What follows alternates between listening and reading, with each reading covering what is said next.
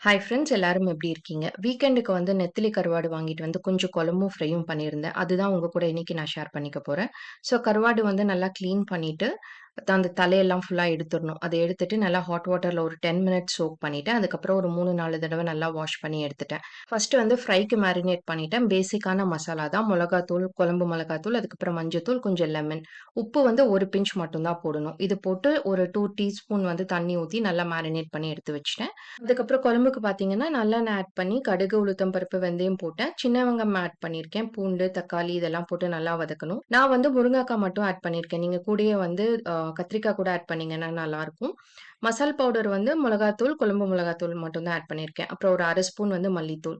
இது ஒரு 5 மினிட்ஸ் நல்லா கொதிச்சதுக்கு அப்புறமா வந்து 1 கப் தேங்காய் பால், அதுக்கப்புறமா வந்து கொஞ்சமா புளி இத ஆட் பண்ணிட்டு, சிம்ல வச்சு ஒரு 5 மினிட்ஸ் நல்லா கொதிக்க விட்டீங்கன்னா, குழம்பு வந்து நல்லா ரெடி ஆயிடும்.